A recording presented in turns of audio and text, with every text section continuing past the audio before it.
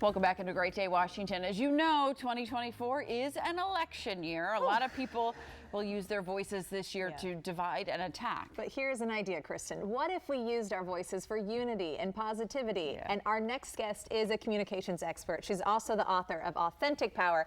Ashley Bernardi is here to inspire us to share our authentic voice, but actually do it in a positive way. That's right. We can do it in a positive way, Ellen and Kristen. I'm so happy to be here today. So studies show that people are actually afraid to speak up and use their voices. And I'm so excited to be here to say there's a way to do this so we can create unity, especially in this election year, like you said. Yeah, I feel like some people aren't afraid to speak up, though, actually. That's right.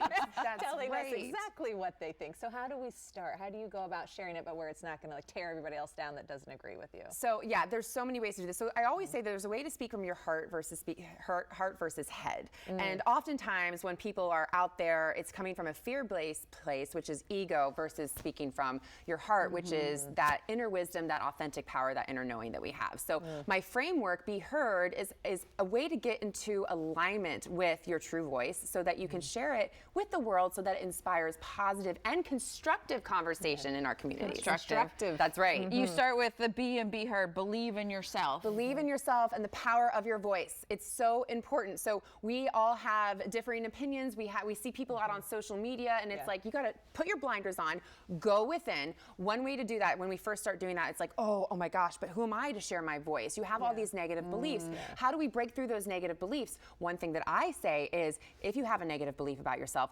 repeat three positive beliefs out loud. So, Ashley, who are you to be this expert speaking on TV today? Well, I am capable, I am ready, and I am powerful. Saying that out loud is a quick and complete reframe to help you build that confidence in sharing your voice. It's like your affirmation in the morning. That's right. It is just like that. To instill that confidence. You talk about your inner voice, empower that inner voice to ignite the outer voice. Is it different though? Yes. Well, it should be the same, because we need to get in alignment of really what our true values are, what it is that we want to be saying from a place of love and not so much fear and differences, but really a place of listening to each other too. So empowering that inner voice. How do we do that? I recommend this. I love this. Everyone out at home, get a pen, get a piece of paper, and start writing a gushing love letter to yourself as if you would do it to your best friend. It sounds weird, but it's like, Ashley, you are an amazing mom and wife. Look at all that you've done in your life. Write it as if you are writing it to your best friend, but you're actually writing it to yourself. Next step, say that letter out loud and record yourself listening and listen back. It's going to change your life. It scares me to even hear that. It is a complete confidence builder, and you look back and you're like, I've got this.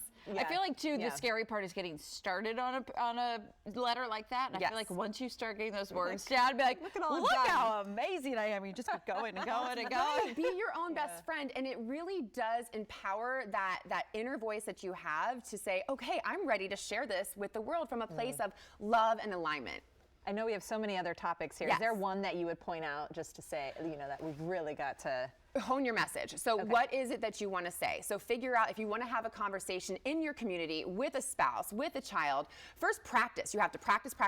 And I recommend using two tactics. One is positive language. When you use positive language, you're saying things that people can understand, and you're more likely to be relatable and remembered. Next is power words. Power words help you move a conversation forward in a constructive way. And so, like, let's say you're having a difficult conversation. If you want to get it back into alignment on the right track that inspires unity, using words like, I'm motivated by, I've demonstrated that, I'm really excited about, I'm passionate about. It's really about flipping that language into a complete reframe. You got to check out our book, Authentic Power. I know there's so much more in here. You can also learn how to share your message with audiences by going to nardimediaacademy.com. Actually, we have